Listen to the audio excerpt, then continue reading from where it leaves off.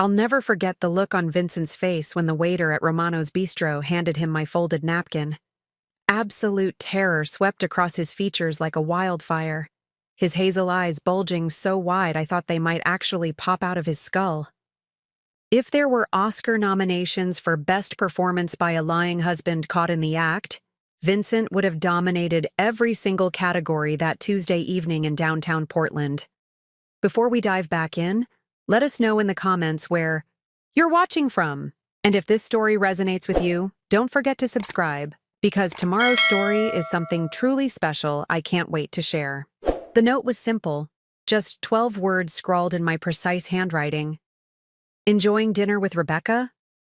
Hope it's worth losing everything for this. But those 12 words, 12 seemingly innocent words written on a cream-colored cloth napkin, would detonate like a nuclear bomb in the middle of what Vincent thought was his perfectly orchestrated secret rendezvous. You see, Vincent had always been meticulous about his lies. For the past 8 months, he'd crafted an elaborate web of deception that would make a professional spy jealous. Working. Late at the Henderson account again, sweetheart. He'd text me around 6 p.m., followed by those 3 little dots that always made my heart flutter with affection. Don't wait up. This merger is killing me, but we're so close to closing the deal. The Henderson merger, his golden excuse, his get-out-of-jail-free card, his perfect cover story for what I now knew were intimate dinners with Rebecca Thornfield, the stunning red-headed marketing director from Blackstone and Associates. But Vincent had made one crucial mistake that Tuesday evening, one tiny, seemingly insignificant error that would bring his entire house of cards crashing down around him. He'd chosen Romano's Bistro, the same upscale Italian restaurant where we'd celebrated our 5th wedding anniversary just 3 months earlier. The same restaurant where Tony, our usual waiter, remembered us fondly and always asked about the lovely Mrs. Chen whenever Vincent dined there. The same restaurant where Vincent had foolishly assumed he was invisible, protected by the dim lighting and intimate corner booths. What Vincent didn't know, what he couldn't have possibly known, was that I'd been having lunch at Romano's that very afternoon with my college roommate Patricia, discussing plans for my surprise birthday party for Vincent next month. We'd been seated at a table near the kitchen when I overheard Tony chatting with another waiter about the evening's reservations. Mr. Chen's coming in tonight again, Tony had mentioned casually while polishing wine glasses. 3rd time this month with that beautiful redhead. Lucky guy. Wish my wife looked like that. The words hit me like a physical blow. Mr. Chen. My. Vincent. With a beautiful redhead. For the 3rd time this month. While I'd been at home those evenings, probably arranging his dry cleaning or meal prepping his lunches for the week, playing the devoted wife to a man who was apparently living a double life right under my nose. Patricia had watched the color drain from my face, immediately understanding what I'd just learned. Sophia, she'd whispered, reaching across the table to squeeze my trembling hand. Are you absolutely certain it's Vincent? Maybe it's another Mr. Chen? But we both knew better. Vincent Chen wasn't exactly a common name in Portland, Oregon, and Romano's Bistro wasn't the kind of place where coincidences happened. The rest of that afternoon passed in a surreal blur. Patricia had offered to stay with me, to help me process what I'd discovered, but something cold and calculating had already begun forming in my mind. I didn't want comfort or sympathy. I wanted answers. More importantly, I wanted Vincent to understand exactly what he was about to lose. So I'd gone home, kissed my cheating husband goodbye when he left for his crucial evening meeting with the Henderson team, and then methodically prepared for what would become the most satisfying evening of my entire life. I'd chosen my outfit carefully, the black Diane von Furstenberg dress that Vincent had bought me for Christmas, the one that made my dark hair shine and my brown eyes look mysterious in candlelight. If I was going to confront my lying husband and his mistress, I was going to look absolutely devastating while doing it. By 7:30 that evening, I was seated at Romano's Bistro, positioned strategically at a corner table with a perfect view of the entire dining room. Tony had greeted me with genuine surprise and delight. "Mrs. Chen, how wonderful to see you! Will Mr. Chen be joining you this evening?" Before seating me exactly where I'd requested. From my vantage point, I could observe every table, every entrance, every intimate conversation happening in that dimly lit restaurant. At precisely 8:15, Vincent had walked through Romano's front door, straightening his navy blue tie, nervously, and scanning the restaurant with the confident smile of a man who believed he was completely in control of his secret. And then she'd appeared beside him, Rebecca Thornfield in all her stunning glory, wearing a form-fitting emerald dress that probably cost more than my monthly salary, her copper-red hair cascading over her shoulders like something from a shampoo commercial. Watching them together was like viewing a movie of my own life being rewritten without my permission. Vincent's hand rested possessively on the small of Rebecca's back as Tony guided them to their usual corner booth, the same booth where Vincent and I had shared champagne and chocolate cake on our anniversary. Rebecca laughed at something Vincent whispered in her ear, the sound carrying across the restaurant like wind chimes, and Vincent's face lit up with an expression I hadn't seen directed at me in months. That's when I'd signaled Tony over to my table, my heart pounding so loudly I was certain the entire restaurant could hear it. "Tony," I'd said, my voice surprisingly steady despite the earthquake happening inside my chest, "I need you to deliver something to my husband's table. Just him, not the woman he's with." "And Tony?" I'd paused, meeting his confused but understanding eyes. I'd very much like to watch his reaction when he reads it. Tony had nodded solemnly, the knowing look in his experienced eyes telling me this wasn't the first time he'd been enlisted in such delicate matrimonial warfare. "Of course, Mrs. Chen. Whatever you need." And that's how 12 words on a cloth. Napkin had set into motion the most spectacular unraveling of a marriage that Romano's Bistro had probably ever witnessed. Vincent's face when he unfolded that napkin and read my message, the way his confident smile had evaporated like morning mist, replaced by the kind of raw panic you see in cornered animals, was a sight I'll treasure for the rest of my life. But this was just the beginning. What happened next would prove that Vincent Chen had severely underestimated the woman he'd chosen to betray. It took a lot of care and time to prepare and narrate this for you, so if you're enjoying it, a quick subscribe really helps and means the world to us. All right, let's get back to it. I'm Sophia Chen, and until that devastating Tuesday afternoon, at Romano's Bistro, I was living what I genuinely believed was a fairy tale marriage. For 7 years, Vincent and I had been the couple that everyone else envied. The high school sweethearts who actually made it work, who built something beautiful together in the rolling hills of Portland's West Side. We'd met during senior year. At Lincoln High School, both of us ambitious kids from immigrant families who understood the value of hard work and shared dreams. Vincent was the star of the debate team with plans to conquer the business world, while I was the editor of the school newspaper with my sights set on marketing and communications. We were that insufferably perfect couple, prom king and queen, valedictorian and salutatorian, the ones voted most likely to succeed together in our yearbook. After graduation, we'd both earned scholarships to Portland State University, where we'd spent 4 years building our careers and our relationship.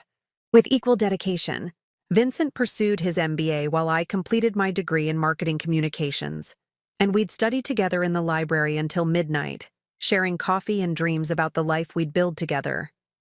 He'd proposed during our graduation ceremony, right there in front of both our families, with a ring he'd saved for months to afford. Our wedding had been modest but perfect. A small ceremony at the Portland Japanese garden that reflected both our personalities and budgets. Vincent looked devastating in his charcoal gray suit, and I felt like a princess in my grandmother's vintage lace dress that we'd had altered to fit. We'd written our own vows, promising to support each other's ambitions, to communicate honestly, and to never let the outside world come between us. Looking back now, those promises feel like artifacts from someone else's life. We'd bought our First home together 3 years ago. A charming craftsman bungalow in the Selwood neighborhood with original hardwood floors and a kitchen that desperately needed updating. Vincent had insisted on carrying me over the threshold, even though we'd been living together for years, because he said every tradition mattered when you were building something permanent. We'd spent our weekends at Home Depot learning how to install tile and paint cabinets, turning that little house into our sanctuary. Vincent had landed his dream job at Morrison & Associates, one of Portland's most prestigious consulting firms, where he specialized in corporate mergers and acquisitions. His work was demanding but lucrative, and he threw himself into every project with the same intensity he'd brought to everything since high school.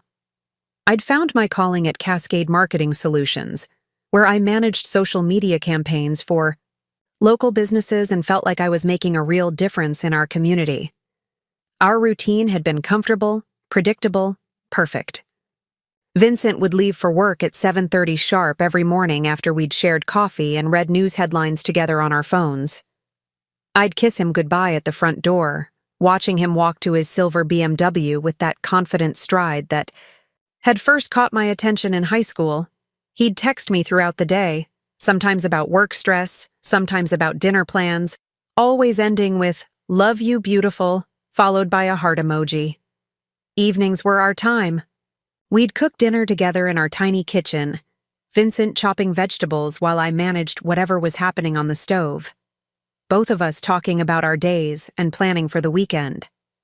After dinner, we'd curl up on our thrift store sectional sofa, Vincent's arm around my shoulders while we watched Netflix or discussed the books we were reading. He'd run his fingers through my hair absent-mindedly, and I'd feel so completely content that I sometimes wondered if I'd used up all my lifetime allocation of happiness. Weekends meant farmers' markets and hiking trails, brunches with friends, and evenings spent hosting dinner parties in our dining room that barely fit 6 people. Vincent was the charming host who kept everyone's wine glasses full, while I was the one who made sure there was always enough food and that everyone felt included in the conversation. Our friends used to joke that we were like an old married couple even though we were barely 30, and we'd laugh because we thought that was the highest compliment anyone could give us. We'd talked about children, about the names we'd choose, and which bedroom would become the nursery once we were ready. Vincent wanted to wait until his career was more established, until we'd paid off my student loans and saved enough for a proper college fund. I'd agreed because Vincent was always the practical one, the planner, the one who thought 3 steps ahead of everyone else.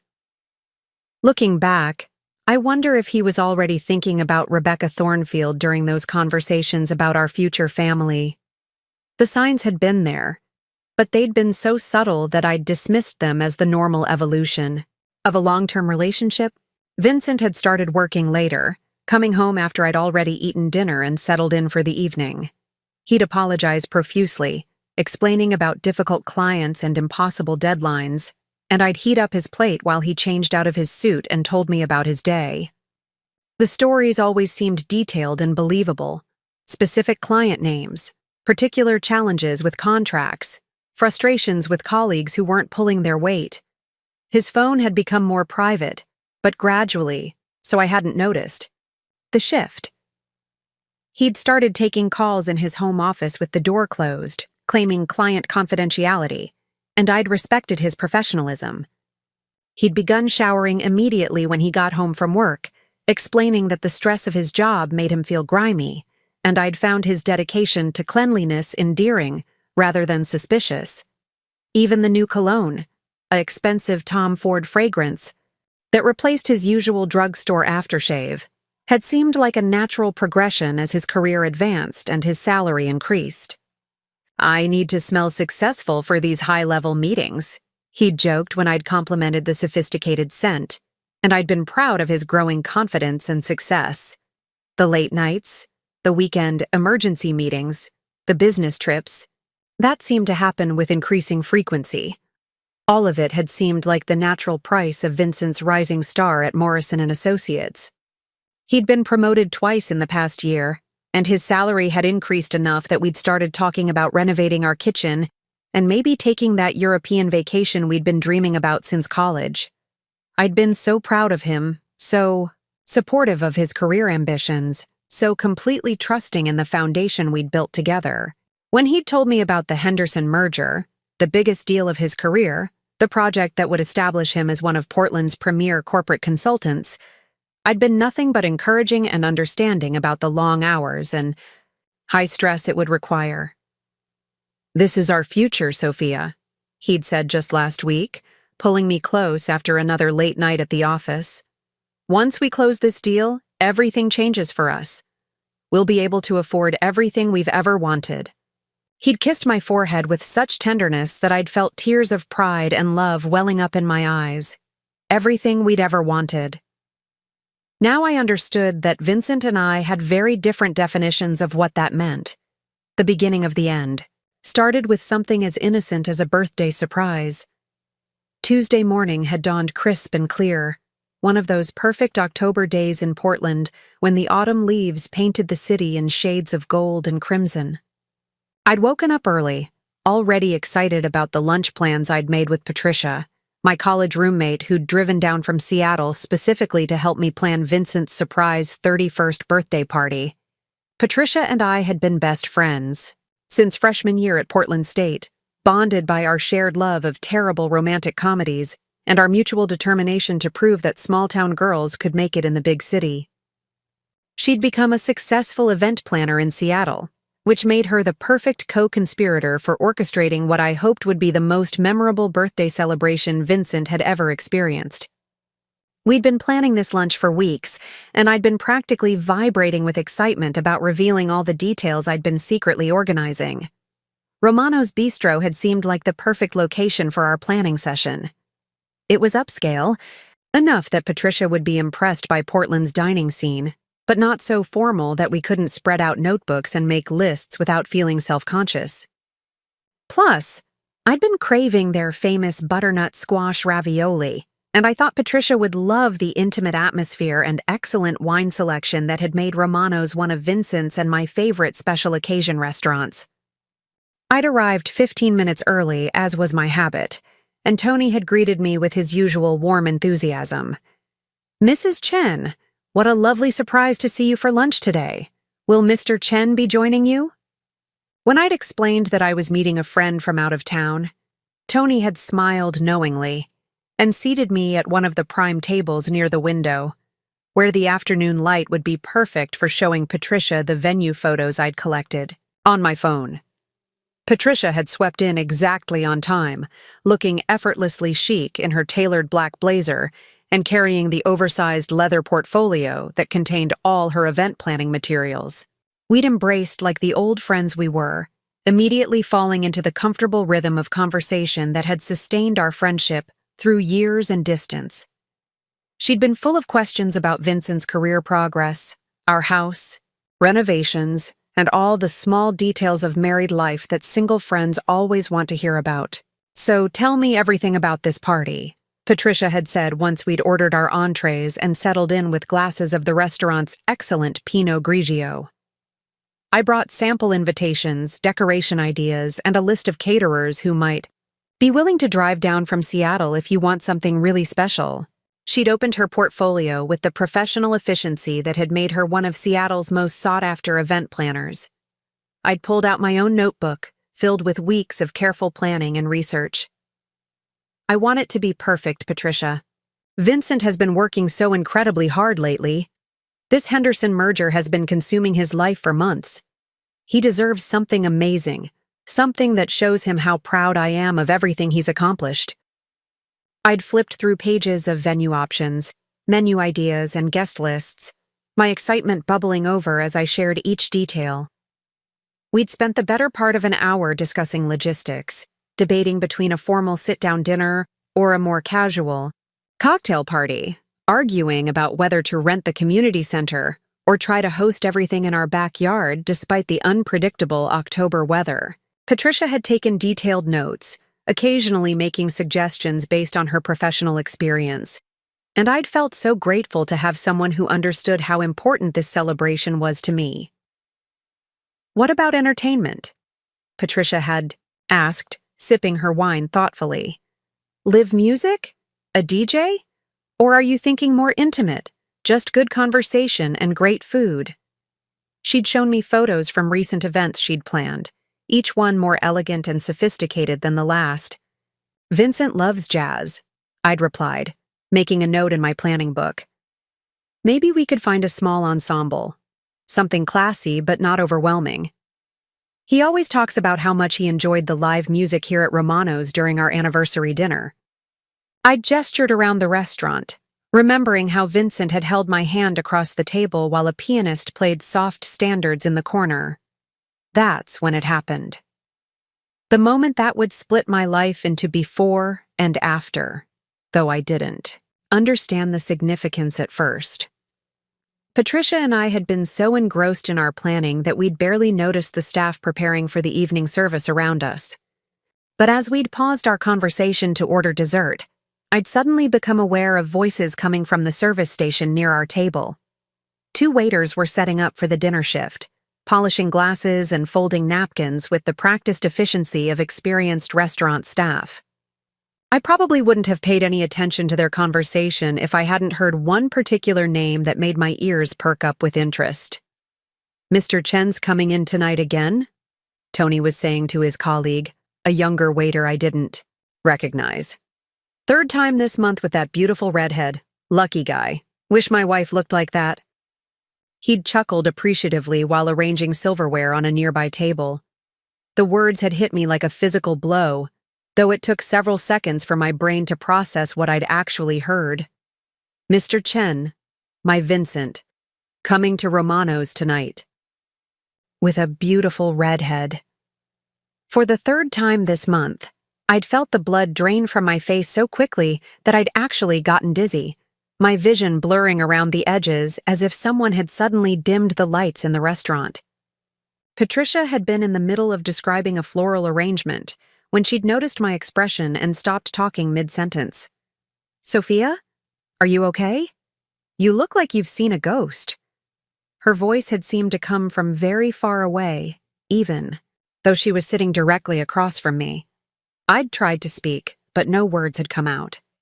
Instead, I'd found myself straining to hear more of the waiters' conversation, hoping desperately that I'd misunderstood, that they were talking about some other Mr. Chen who bore no relation to my faithful, devoted husband who was supposedly spending his evening working late on the Henderson merger. "Yeah, they always take table 12 in the corner," the younger waiter had replied. "Very discreet, very romantic. She's gorgeous. Red hair, always dressed like she stepped out of a magazine. They seem pretty serious, you know. He orders wine like he's trying to impress her, and she laughs at everything he says." The dessert menu had fallen from my nerveless fingers, clattering against my wine glass and causing Patricia to reach across the table in alarm.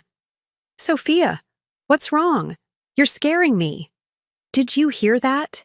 I'd whispered, my voice barely audible even to myself. The waiters, they were talking about Vincent, my Vincent.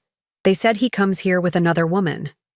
Patricia's eyes had widened as she'd processed my words, her professional composure cracking as she'd understood the magnitude of what I'd just discovered. "Are you sure it's Vincent? Maybe it's another Mr. Chen? It's not exactly an uncommon name."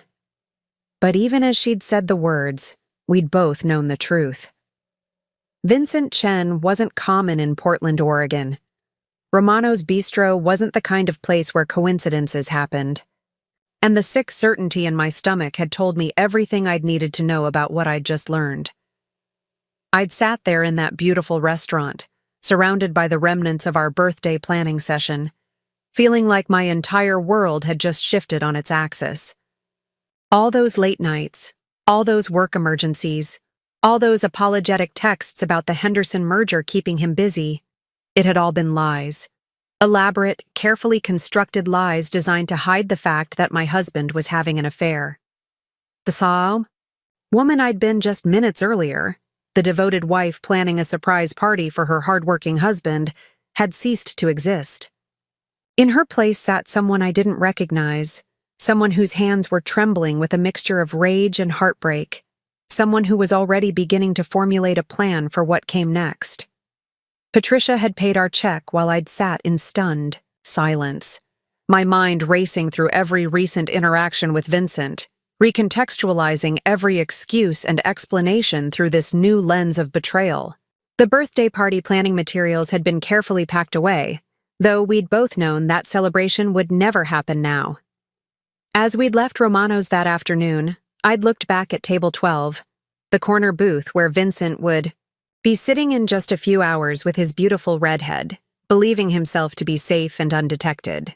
But Vincent had made a crucial error in choosing this restaurant for his affair.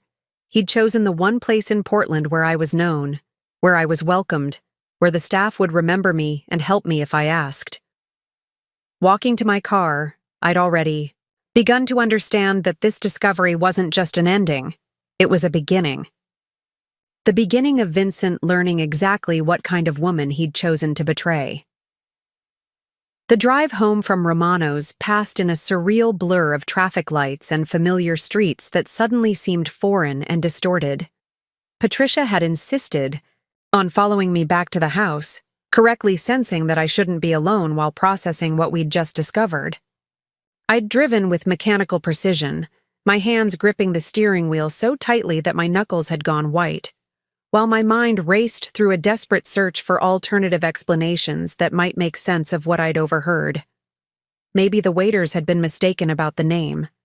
Maybe there was another Mr. Chen who frequented Romano's with a red-headed companion. Maybe Tony had confused Vincent with someone else, though even as these hopeful thoughts flickered through my consciousness, I knew I was grasping at straws. The sick certainty in my stomach told me everything I needed to know about the truth of what I'd heard. Patricia had made coffee while I'd sat at our kitchen table, staring blankly at the birthday party planning materials we'd spread across the surface just hours earlier. The cheerful notes about decorations and menu options now felt like artifacts from someone else's life. Reminders of the naive woman I'd been that morning who'd believed her biggest concern was choosing between vanilla and chocolate cake for her husband's surprise celebration. "Sophia, we need to think about this rationally," Patricia had said gently, settling into the chair across from me with 2 steaming mugs. "Before you do anything dramatic, you need to be absolutely certain about what you heard. There might be an innocent explanation." Her voice had carried the careful tone of someone trying to offer hope while preparing for the worst. I'd wanted to believe her, desperately wanted to find some reasonable explanation that would restore my world to its previous order. But even as I'd tried to construct alternative scenarios, the evidence had been mounting in my mind like pieces of a horrible puzzle clicking into place. Vincent's recent behavior, his new cologne, his increased attention to his appearance, his secretive phone calls. Suddenly, everything made devastating sense. "I need to verify this somehow," I'd said finally, my voice sounding strange and hollow, to my own ears. "I can't confront him based on overheard restaurant gossip. I need proof." The word had tasted bitter in my mouth. Proof of my husband's infidelity. Evidence that the man I'd loved for 7 years had been living a double life. Patricia had nodded understandingly. "What are you thinking? Hire a private investigator? Follow him tonight?" She'd paused, studying my expression with growing concern. "Sophia, whatever you're planning, please think carefully. This could get messy very quickly." But I'd already been formulating a plan, my marketing background kicking in with its emphasis on research and verification before taking action. "I'm going to call Romano's," I'd decided. "If Vincent really does have a reservation tonight, I'll know the waiters were telling the truth." My hands had been shaking as I'd reached for my phone, but my voice had remained steady. The call to Romano's had been the longest 2 minutes of my life. I'd used my most professional tone, the voice I employed when handling difficult clients, at work. "Hi, this is Sophia Chen. I'm calling to confirm my husband's reservation for tonight. Vincent Chen?" My heart had hammered against my ribs while I'd waited for the hostess to check their system. "Yes, Mrs. Chen. I see Mr. Chen's reservation right here. Table for 2 at 8 o'clock. Would you like to make any changes to the reservation?" The hostess had been cheerfully efficient, completely unaware that she'd just confirmed my worst fears with those casual words. Table for two, at 8 o'clock. Tonight. While Vincent had told me he'd be working late on the Henderson merger, he'd actually be sharing intimate dinner conversation with another woman at our favorite restaurant. The confirmation had hit me like a physical blow, leaving me gasping for breath as if someone had just punched me in the stomach. No changes needed, I'd managed to say before hanging up, my voice somehow remaining calm despite the earthquake happening inside my chest. Patricia had watched me carefully, reading the answer in my expression before I'd even spoken. "It's true, isn't it?" she'd asked softly. I'd nodded, unable to trust my voice. The last fragile hope that this might all be some terrible misunderstanding had crumbled completely. Vincent really was having an affair. Tonight, while I'd probably be home watching Netflix and planning his birthday surprise, he'd be gazing into another woman's eyes over candlelight and wine. The next few hours had passed in a strange state of suspended animation. Patricia had stayed with me, occasionally making gentle suggestions about next steps while I'd processed the magnitude of what I'd discovered. Part of me had wanted to call Vincent immediately, to scream and demand explanations, to force him to choose between his comfortable lie and the truth. But a cooler, more calculating part of my mind had recognized that confronting him now would only give him the opportunity to prepare better lies, to manipulate the situation to his advantage. "What if I go to the restaurant tonight?" I'd said, suddenly, the idea crystallizing as I'd spoken. "What if I see them together with my own eyes?" The thought had been both terrifying and strangely compelling, the chance to witness firsthand the betrayal that was destroying my marriage. Patricia had looked alarmed. "Sophia, that's a terrible idea. What would you accomplish except torturing yourself? And what if they see you?" It could get ugly very quickly. She'd reached across the table to squeeze my hand, her expression full of concern for what I might be planning. But I'd already been thinking beyond the simple act of witnessing Vincent's betrayal. My mind had been working through the logistics, the possibilities, the potential for turning this devastating discovery into something more powerful. "I wouldn't just watch," I'd said slowly, the plan beginning to take shape. "I'd do something about it." As the afternoon had worn on, I'd found myself cycling through every emotion imaginable. Rage at Vincent's betrayal, humiliation at my own, blindness, grief for the marriage I'd thought we'd shared, and underneath it all, a growing sense of cold determination. Vincent had made his choice. Now it was time for me to make mine. I'd spent an hour going through Vincent's recent credit card statements on our joint account, looking for evidence I'd previously overlooked. The charges had been there all along, hidden in plain sight among legitimate business expenses. Dinner charges at upscale restaurants on nights when he'd claimed to be working late. Hotel bar charges that coincided with his supposed business trips. Even a charge from a jewelry store that I'd never questioned because he'd told me it was for a client appreciation gift. Each discovery had been like another small knife wound, evidence of how thoroughly and systematically Vincent had been deceiving me. But instead of breaking me down, each piece of proof had strengthened my resolve. This wasn't just a momentary lapse in judgment or a brief midlife crisis. This was a calculated campaign of lies that had been going on for months. Patricia had watched me work through the evidence with growing concern. "Sophia, I'm worried about you. You're too calm about this. Most women would be crying or screaming or throwing things." She'd studied my face carefully, trying to read what was happening behind my controlled exterior. "I'll have time for crying." "Later," I'd replied, my voice steady and cold. "Right now, I need to decide what I'm going to do about this." And as the words had left my mouth, I'd realized that I'd already made my decision. I wasn't going to be the devastated wife who begged for explanations and second chances. I wasn't going to give Vincent the opportunity to manipulate me with apologies and promises. Instead, I was going to Romano's tonight. And Vincent Chen was about to learn that he'd severely underestimated the woman he'd chosen to betray. By 6 o'clock, Patricia had reluctantly agreed to drive back to Seattle, extracting promises that I wouldn't do anything dangerous or irreversible without thinking it through carefully. But as I'd watched her car disappear down our tree-lined street, I'd already been planning exactly what I was going to wear to dinner. After Patricia's taillights had disappeared into the evening dusk, I'd stood alone in my driveway for several minutes, breathing in the crisp October air and feeling something fundamental shift inside me. The devastated wife who had discovered her husband's affair just hours earlier was dissolving, being replaced by someone cooler, more calculating, infinitely more dangerous. This wasn't going to be a scene from some melodramatic movie where I'd burst into tears and beg Vincent for explanations. This was going to be something Vincent would never forget.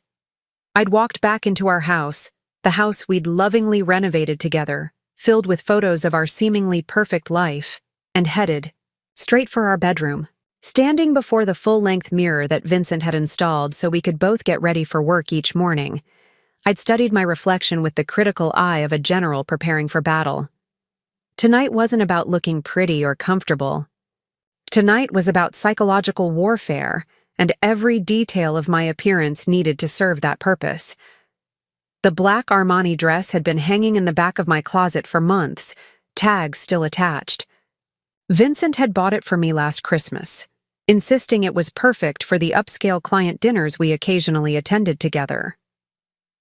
"You'll be the most elegant woman in any room," he'd said when I'd tried it on, his eyes filled with what I'd believed was genuine pride and admiration. The irony wasn't lost on me now. I'd be wearing Vincent's gift while orchestrating his public humiliation. The dress fit like a second skin, accentuating every curve while maintaining an air of sophisticated professionalism. It was the kind of outfit that commanded respect and attention without being overtly sexual. Perfect for a woman who needed to project power and control in a high-stakes situation. I'd paired it with my grandmother's pearl necklace, the one piece of jewelry that Vincent had never seen me wear because I'd been saving it for truly special occasions. Tonight certainly qualified. My makeup had required careful consideration. I'd wanted to look flawless, untouchable, completely in control of my emotions despite the earthquake happening in my personal life. I'd applied foundation with the precision of a master painter, concealing any evidence of the afternoon's emotional turmoil. My eyes had received special attention, smoky shadow that made my brown eyes look mysterious and dangerous, perfectly applied eyeliner that could cut glass, mascara. That lengthened my lashes to dramatic effect. My lips had been painted in deep red, the color of confidence and barely controlled rage. While getting ready, I'd mentally rehearsed different scenarios for what might happen at Romano's. Would Vincent and his mystery woman be seated where I could observe them easily? Would Tony remember me and potentially complicate my plan? What would I say in the note I was planning to send? How would Vincent react when he realized he'd been caught? Each possibility had been carefully considered, potential responses plotted and prepared. The most crucial element of my preparation had been the message itself. I'd gone through dozens of drafts, testing different approaches and tones. Should I be devastated? Angry? Coldly professional?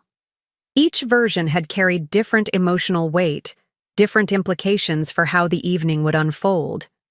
Finally, I'd settled on something that felt perfectly calibrated to achieve maximum psychological impact with minimum words. I'd practiced writing the message on several pieces of paper, perfecting my handwriting until each letter was clear and controlled. There could be no trembling, no evidence of emotional distress that might undermine the power of my words. This needed to look like it came from someone completely in control, someone who held all the cards and was choosing her moment to play them. My phone had buzzed with Vincent's usual evening text right on schedule. Still buried in Henderson merger documents. Going to be another late one. Don't wait up for dinner.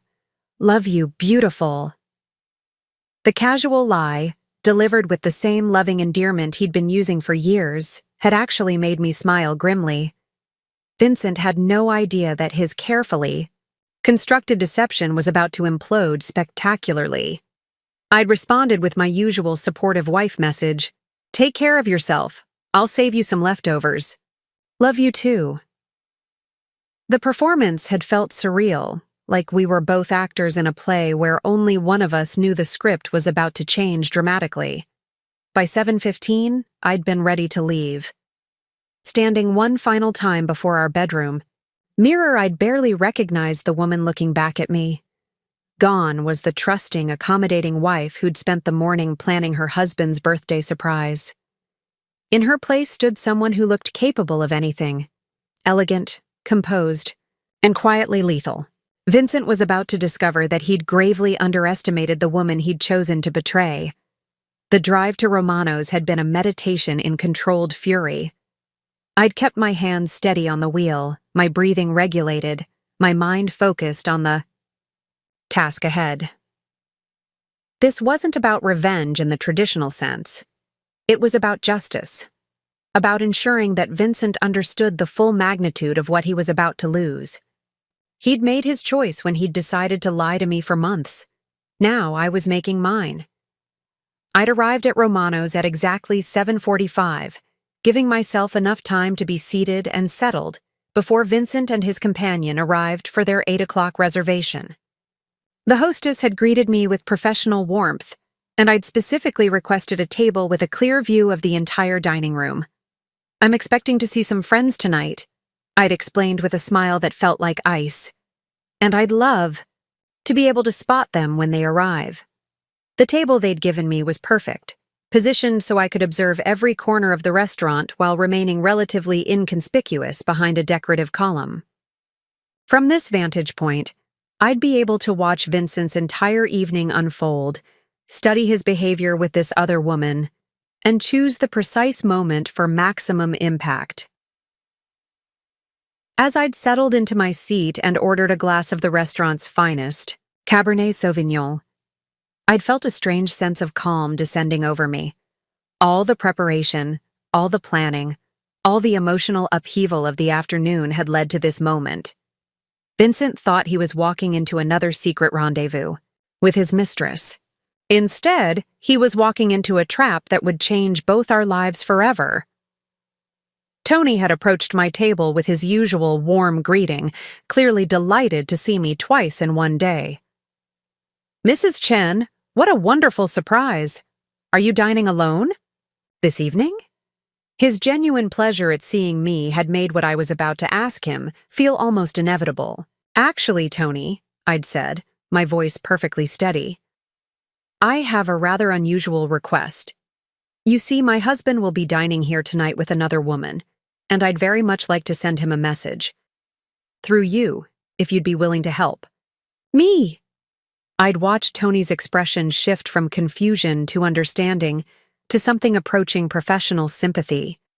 "Of course, Mrs. Chen," he'd replied quietly, his experienced eyes telling me this wouldn't be the first time he'd been enlisted in such delicate marital warfare. "Whatever you need." At exactly 8:03, Vincent had walked through Romano's front door, straightening his tie with the nervous energy of a man who believed he was getting away with something. And then she'd appeared beside him, tall, stunning, with copper red hair that caught the restaurant's ambient lighting like fire. Rebecca Thornfield was even more beautiful than I'd imagined, and watching Vincent's hand settle possessively on the small of her back had sent a fresh wave of cold fury through my veins. But I was ready for this. I'd prepared for this exact moment, and now it was time to show Vincent Chen exactly what kind of woman he'd chosen to deceive.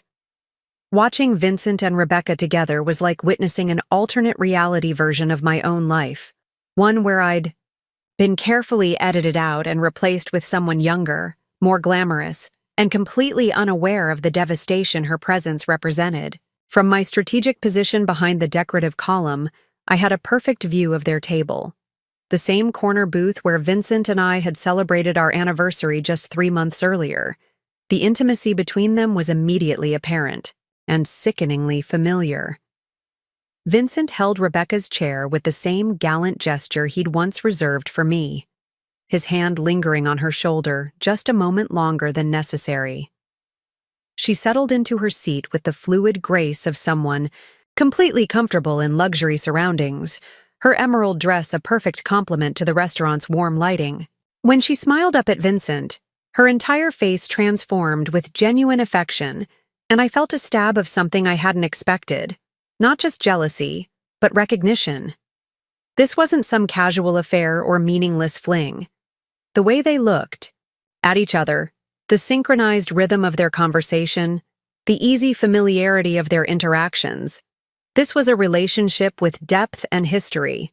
Vincent wasn't just cheating, he was building an entirely separate life with another woman, complete with shared jokes, comfortable silences, and the kind of effortless connection that takes months to develop. I'd ordered another glass of wine and settled in to observe, my marketing background kicking in with its emphasis on detailed research and analysis. Every gesture, every expression, every moment between them was providing crucial information about the scope and nature of Vincent's betrayal. This wasn't going to be a simple confrontation about a husband who'd strayed. This was about a man who'd been systematically constructing a double life while lying to my face every single day. Vincent had ordered for both of them without consulting the menu, clearly familiar with Rebecca's preferences. The easy confidence with which he'd navigated the wine list, his casual conversation with the sommelier about vintage and region. This was a man completely at home in this setting, someone who'd done this many times before.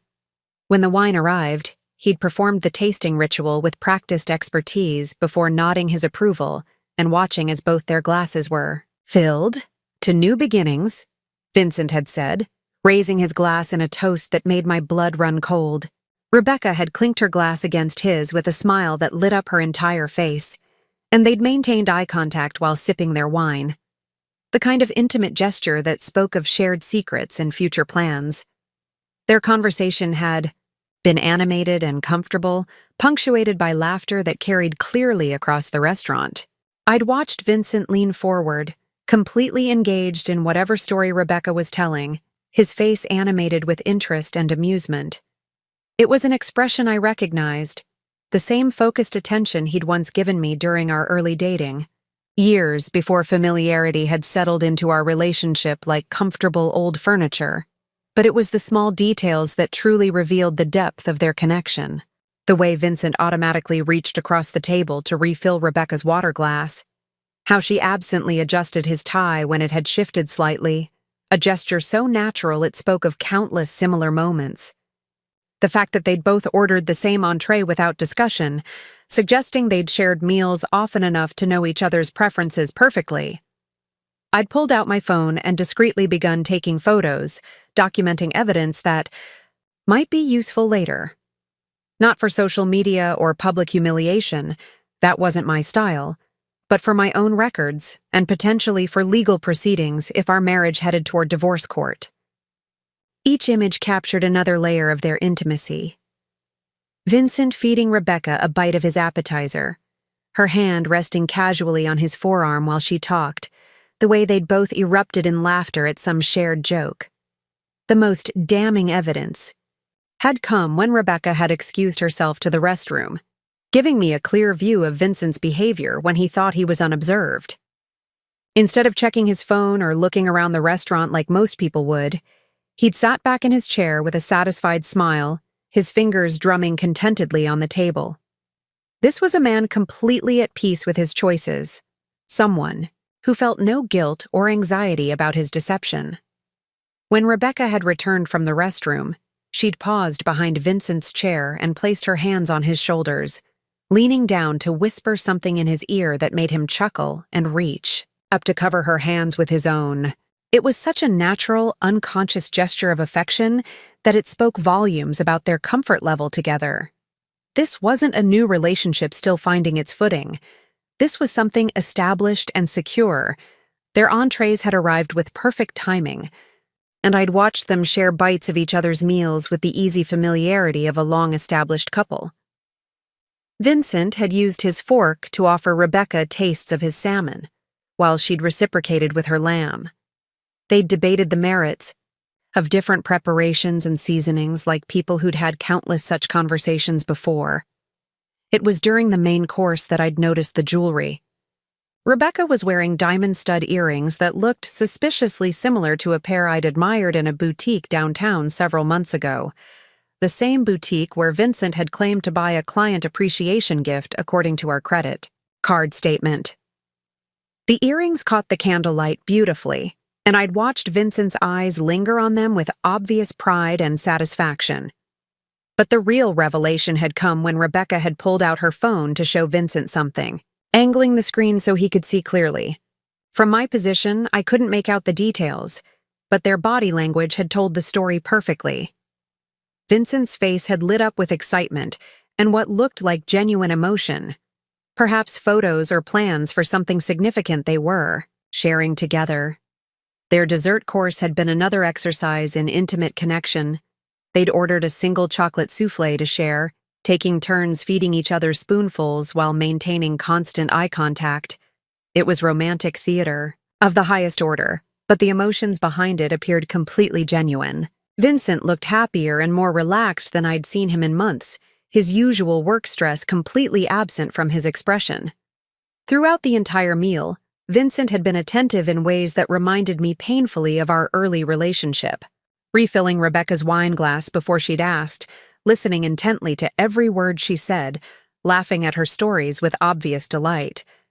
This wasn't a man going through the motions of an affair. This was someone genuinely invested in building something meaningful with another person. As they'd lingered over coffee and what appeared to be planning some future event together, I'd realized the full scope of what I was witnessing. This wasn't just about sex or excitement or a midlife crisis. Vincent was emotionally involved with Rebecca in ways that suggested he'd already mentally checked out of our marriage, even if he hadn't yet found the courage to end it officially. The check had arrived discreetly, and I'd watched Vincent pay with the same credit card he used for our household expenses. Another casual betrayal that added insult to injury. They'd taken their time preparing to leave, clearly reluctant to end their evening together, and I'd felt a moment of grim satisfaction knowing that their perfect evening was about to take a very dramatic turn. As Vincent had helped Rebecca with her coat and they'd prepared for what they believed would be a romantic conclusion to their evening, I'd signaled Tony over to my table. It was time to remind Vincent Chen that actions have consequences, and that the woman he'd been deceiving for months was considerably more formidable than he'd ever imagined. Tony had approached my table with the practiced discretion of a seasoned professional who'd witnessed his share of matrimonial drama over the years. His expression was carefully neutral, but I could see the understanding in his eyes. This wasn't the first time he'd been asked to deliver an uncomfortable message to an unsuspecting diner. The fact that he remembered me from our anniversary dinner just 3 months earlier made the situation even more poignant, and I could tell he was genuinely sympathetic to my position. "Mrs. Chen," he'd said quietly, leaning down slightly so our conversation wouldn't carry to other tables. "How can I help you this evening?" His voice carried just the right balance of professionalism and compassion, making it clear that whatever I asked of him would be handled with complete discretion. I'd reached into my purse and pulled out the cloth napkin I'd been preparing throughout their dinner, the message written in my most controlled handwriting. The words had been carefully chosen for maximum psychological impact. "Enjoying dinner with Rebecca? Hope it's worth losing everything for this." 12 words that would shatter Vincent's carefully constructed evening and force him to confront the reality of what he'd been doing to our marriage. "I need you to deliver this to my husband," I'd said, my voice steady despite the racing of my heart. "The gentleman in the navy suit at table 12, but only when his companion steps away. I don't want to involve her in this more than necessary." I'd folded the napkin precisely, creating a small, innocent-looking square that would fit easily in Tony's hand. Tony had nodded thoughtfully, accepting the napkin with the gravity the situation deserved. "Of course, Mrs. Chen. I'll wait for the right moment." He'd paused, studying my face with concern. "Are you certain about this? Once I deliver this message, there's no taking it back. His question had given me a final moment to consider the magnitude of what I was about to set in motion. This wasn't just about catching Vincent in a lie. This was about fundamentally altering the trajectory of both our lives.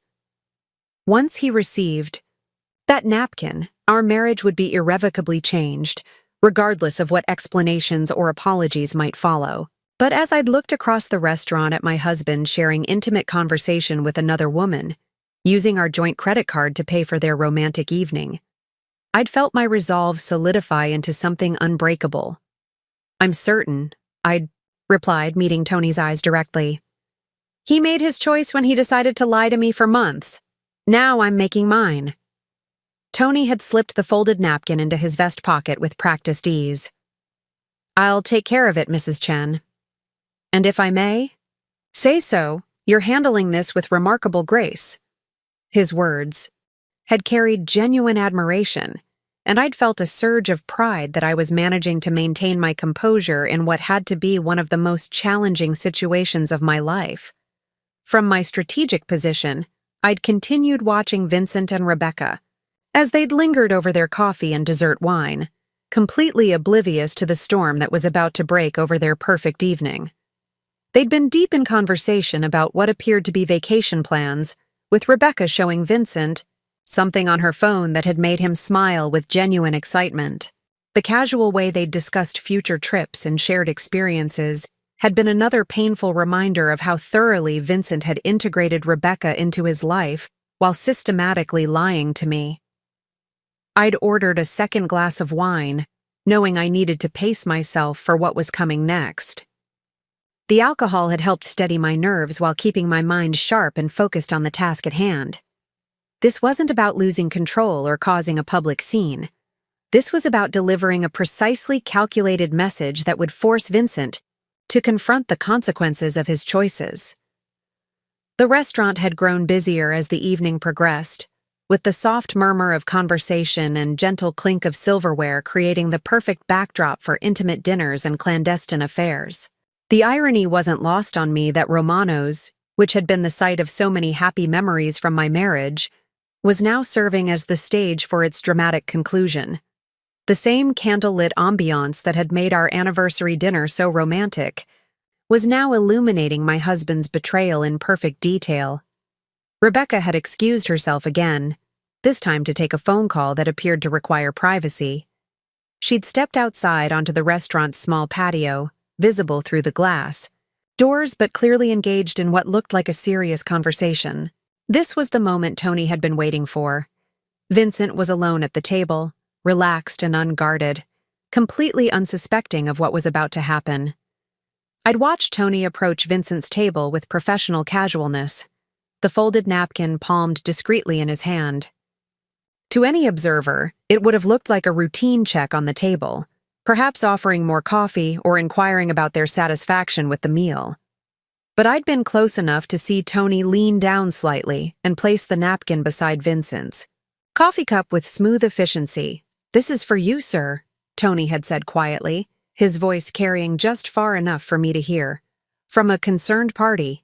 The phrasing had been perfect, mysterious enough to pique Vincent's curiosity without immediately revealing the source or nature of the message. Vincent had looked up at Tony with mild confusion, clearly not expecting any communication during what he'd believed was a private dinner. I'd watched him glance around the restaurant briefly, perhaps wondering if someone he knew was dining nearby, before returning his attention to the innocent-looking folded napkin beside his cup. The moment of truth had arrived with perfect timing. Rebecca was still outside on her phone call, giving Vincent complete privacy to process whatever message he was about to receive. The restaurant lighting was ideal, bright enough for him to read clearly, but dim enough to create dramatic shadows that would emphasize whatever shock registered on his face. From my concealed position, I'd had an unobstructed view of Vincent's profile as he'd picked up the napkin with casual curiosity. There had been no urgency in his movements, no sense that he was about to receive information that would fundamentally alter his understanding of his situation. He'd unfolded the cloth slowly, almost absently, while taking a sip of his coffee. leaned forward slightly in my chair, not wanting to miss a single detail of his reaction. This was the moment I'd been preparing for all evening. The instant when Vincent's carefully constructed world of lies and deception would come crashing down around him. After months of believing he was successfully deceiving me, he was about to discover that his betrayal had been fully exposed. The anticipation had been almost unbearable as I'd watched Vincent's eyes move across the words I'd written. This was more than just catching a cheating husband. This was about reclaiming my power and dignity after months of being systematically lied to and manipulated. Vincent was about to learn that actions have consequences, and that the woman he'd been deceiving was considerably more formidable than he'd ever imagined.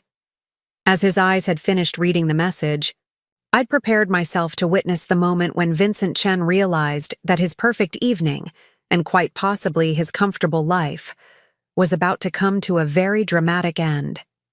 The transformation of Vincent's face was like watching a time-lapse, video of a building collapsing in slow motion.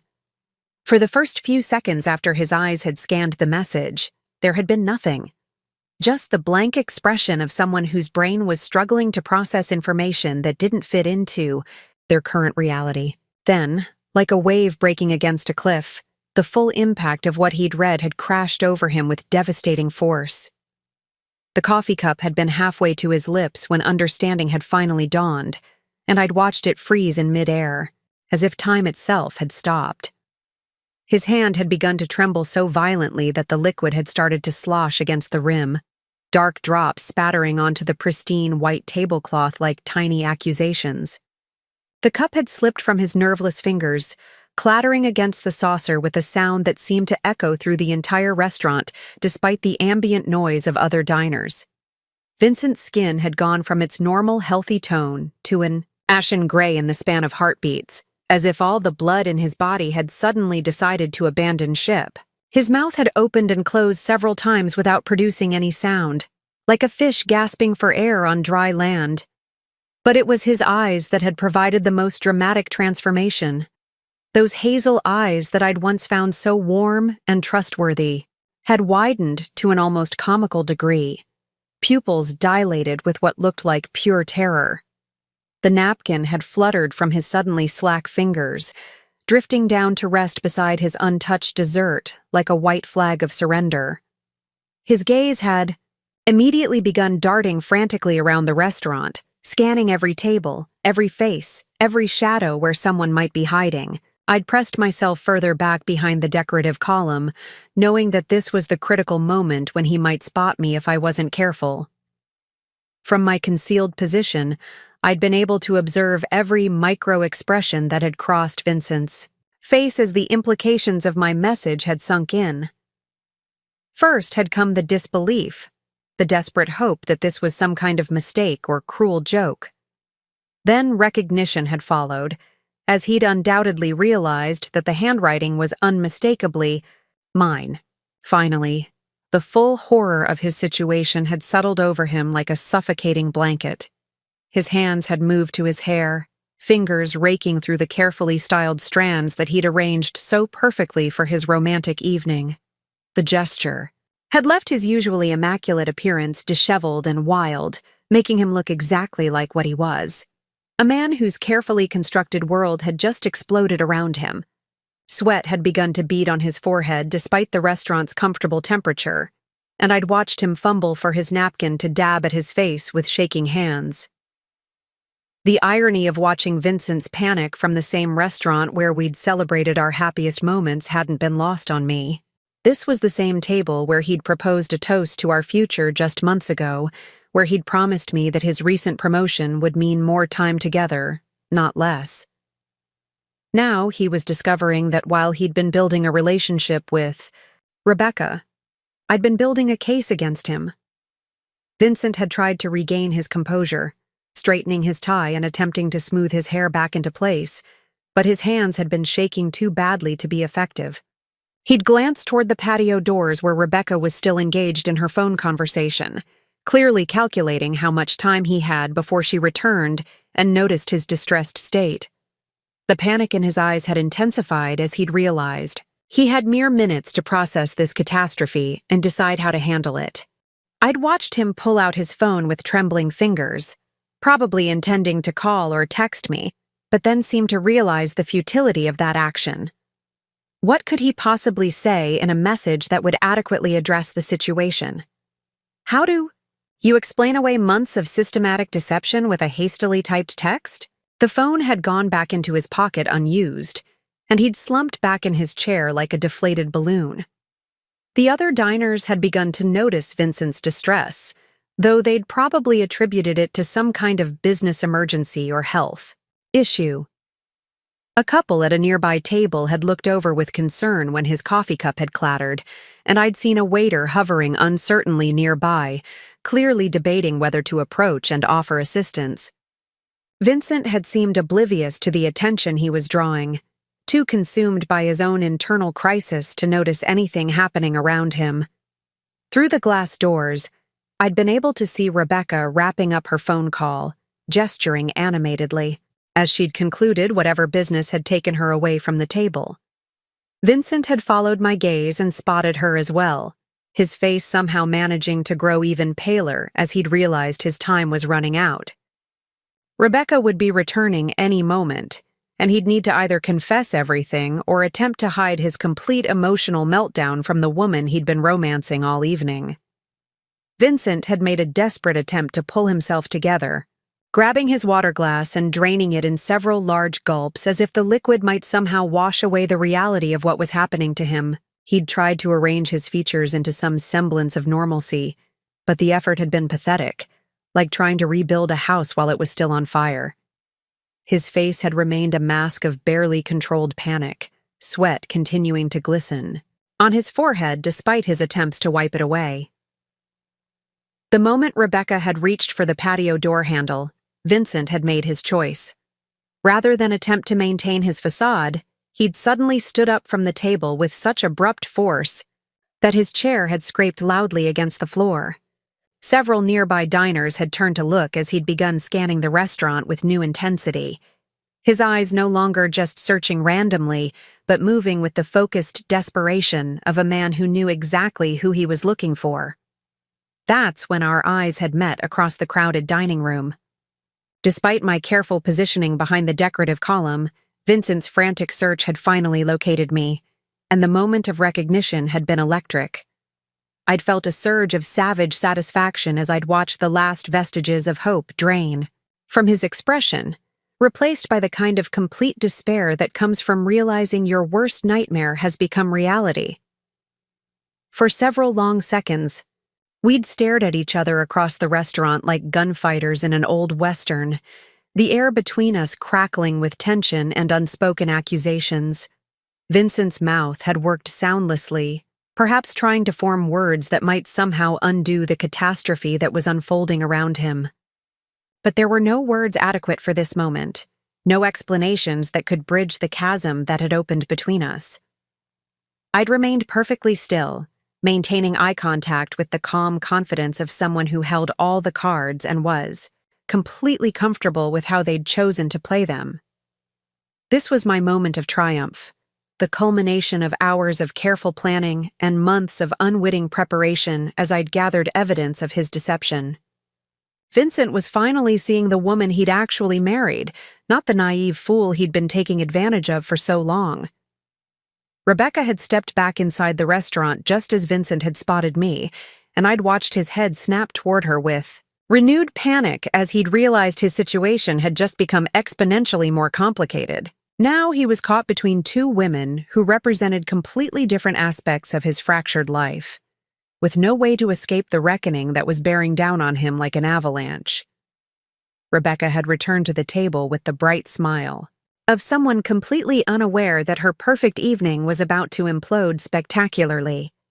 She'd been glowing from whatever successful conversation she'd just concluded, her copper hair catching the candlelight as she'd settled back into her seat with fluid grace, but her expression had immediately shifted to concern as she'd taken in Vincent's obviously distressed state, his ashen complexion, disheveled hair, and the unmistakable aura of a man in complete crisis. "Vincent, what's wrong? You look like..." "You've seen a ghost," Rebecca had said, reaching across the table to touch his hand with genuine worry. Her voice had carried clearly across the restaurant's ambient noise, drawing additional attention from nearby tables who were now openly watching the drama unfold at table 12. Vincent had jerked his hand away from hers as if her touch had burned him. His eyes still locked on mine across the restaurant with the horrified fascination of someone watching their own execution. "We need to leave," he'd managed to croak, his voice barely recognizable. "Right now. Something's happened." But Rebecca had followed his gaze across the dining room, her intelligent eyes quickly identifying the source of his distress. I'd watched understanding dawn on her beautiful features as she'd taken in my elegant appearance, my strategic positioning, and most tellingly, the way Vincent was staring at me with undisguised terror. She was clearly a smart woman.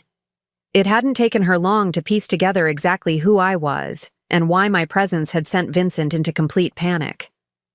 "Oh my God," Rebecca had whispered, her face draining of color almost as dramatically as Vincent's had moments earlier. "That's her, isn't it? That's your wife." Her voice had carried a mixture of shock, embarrassment, and something that might have been guilt, though it was hard to tell from my distance. The confirmation had been like watching dominoes fall in. Perfect sequence. Vincent had nodded miserably, unable to form words, while Rebecca had turned to look at me again with what appeared to be a combination of curiosity and mortification. I'd met her gaze steadily, allowing a small, cold smile to play across my lips. This wasn't about punishing Rebecca. She might not have even known Vincent was married, but she deserved to understand the full scope of what she'd become involved in. That's when I'd made my decision to escalate the situation beyond Vincent's worst nightmare. Instead of remaining hidden behind my decorative column, I'd stood up with deliberate grace and begun walking across the restaurant toward their table. Every step had been calculated for maximum psychological impact. Slow, confident, inevitable. I was no longer the hidden observer. I was becoming an active participant in Vincent's destruction. The entire restaurant had seemed to sense the drama unfolding, conversations quieting, and attention focusing on the elegant woman in black moving purposefully through the dining room. Even the waitstaff had paused in their duties, recognizing that something significant was happening that went beyond normal restaurant drama. Tony had positioned himself near the service station, ready to intervene if necessary, his experienced eyes tracking my movement with professional concern. Vincent had watched my approach with the kind of paralyzed horror usually reserved for natural disasters or horror movies. His mouth had opened and closed repeatedly, producing no sound except small choking noises that spoke to his complete inability to process the situation. Rebecca had remained frozen in her seat, her intelligent eyes calculating rapidly as she'd undoubtedly begun to understand the full implications of what was happening. When I'd reached their table, the silence had been deafening despite the presence of dozens of other diners. I'd positioned myself at the head of the table, looking down at both of them with the calm authority of someone completely in control of the situation.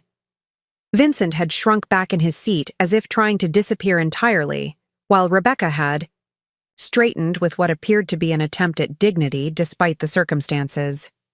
"Good evening, Vincent," I'd said, my voice perfectly modulated and pleasant, as if I'd simply run into an old friend rather than caught my husband in the middle of an intimate dinner with his mistress.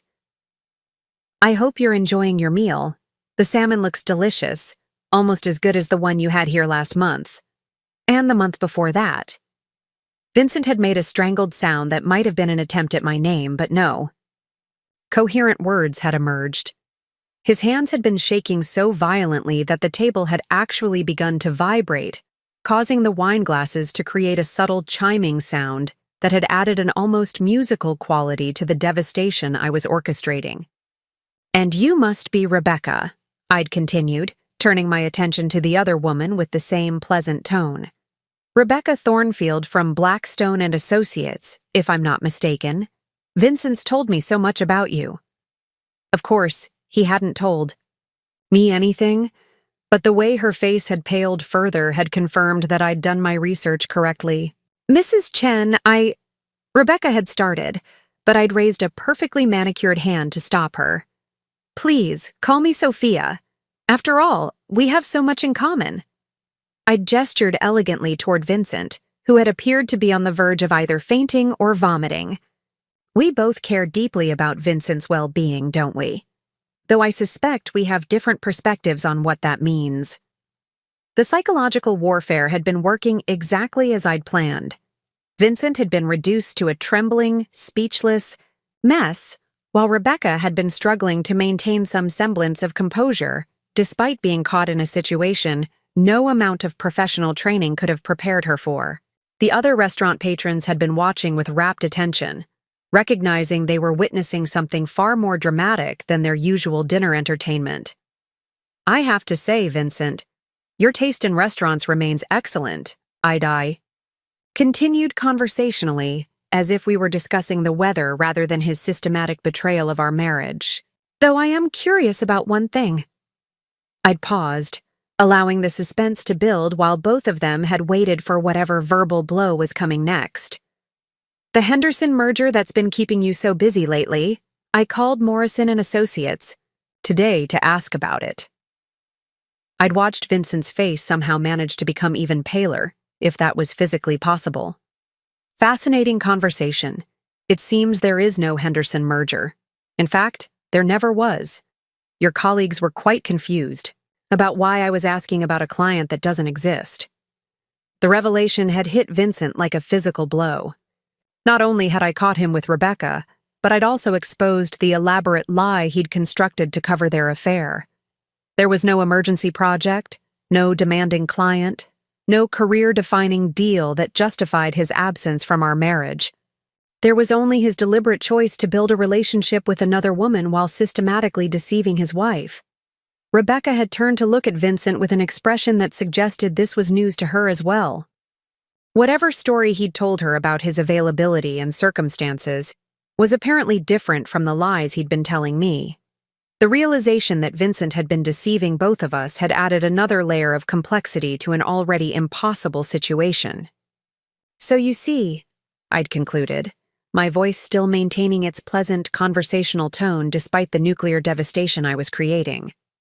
I find myself in the rather unique position of having a husband who doesn't seem to exist.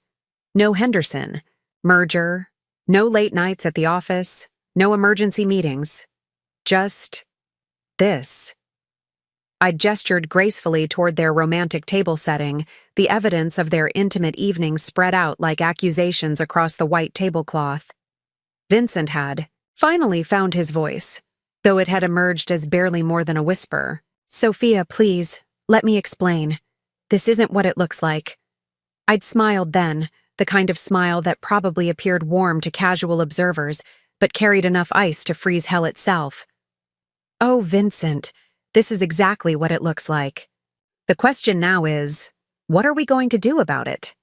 The silence that followed my question had stretched across Romano's dining room like a taut wire ready to snap. Vincent had remained frozen in his chair, his mouth opening and closing wordlessly while his brain had struggled to formulate any response that might salvage the unsalvageable situation he'd created. Rebecca had looked between us with growing, understanding that she'd become an unwitting participant in something far more complex and devastating than a simple affair. What we're going to do, I'd continued, my voice maintaining its deadly calm while every eye in the restaurant had remained fixed on our table, is have a conversation about honesty, something that's been sadly lacking in our marriage lately, Vincent. I'd pulled out the chair across from them and settled into it with elegant composure, transforming their intimate dinner for two into an uncomfortable triangle of reckoning. Mrs. Chen, Sophia, Rebecca had said, finding her voice first. I need you to know that Vincent told me you two were separated. He said you were living separate lives. That divorce was just a formality waiting for the right timing. Her words had tumbled out quickly, as if speed might somehow lessen their impact. If I'd known you were still together, still trying to make your marriage work, I never would have.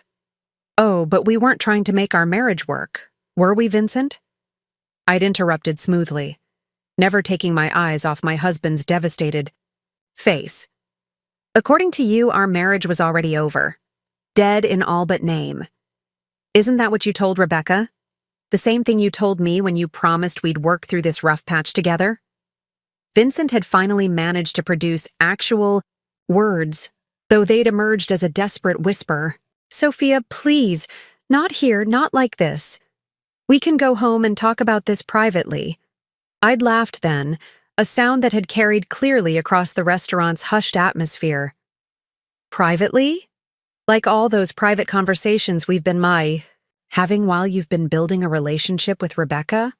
All those private moments when you looked me in the eye and lied about where you were spending your evenings? I'd leaned forward slightly, my voice dropping to a more intimate volume that had somehow made my words even more devastating. No, Vincent.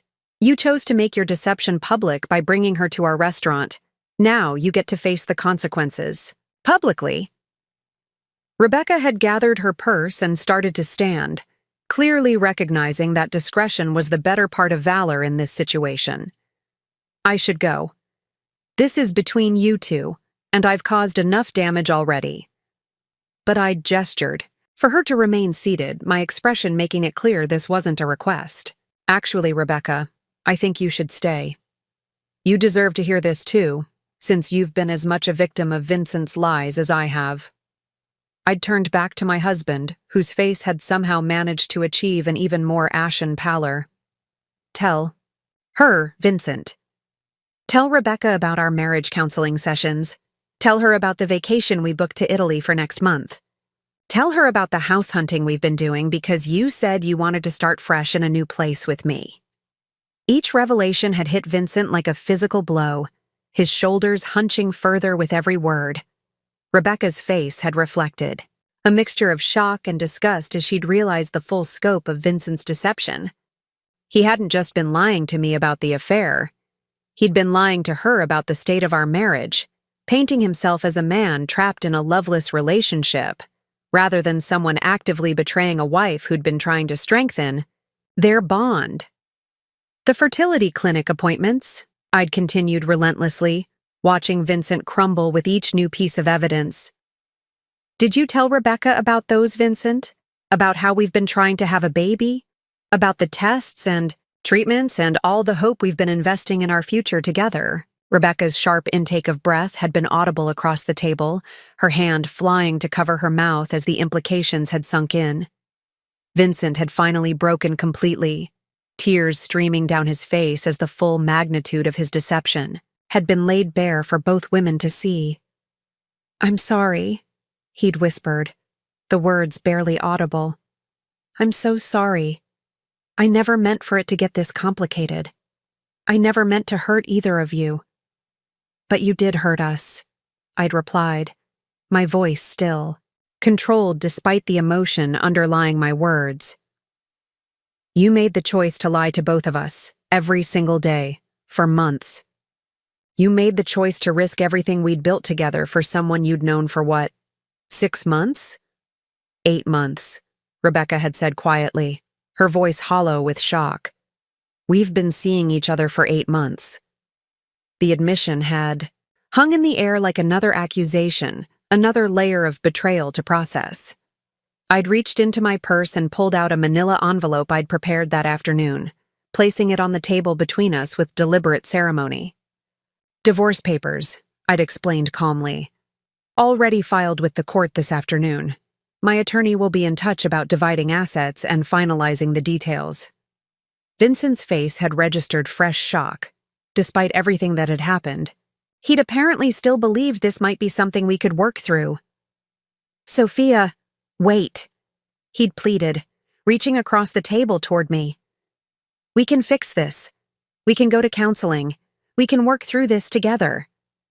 8 years of marriage has to count for something. 7 years, I'd corrected coldly. Apparently, the 8th year was Vincent's trial run with Rebecca. I'd stood up from the table, smoothing down my dress with the same composure I'd maintained throughout the entire confrontation. What counted was trust, Vincent. What counted was honesty. What counted was the commitment you made to me, and you threw all of that away." Rebecca had finally stood as well, her dignity somewhat restored now that she understood she'd been as much a victim as a participant. "Sophia, for what it's worth, I am genuinely sorry.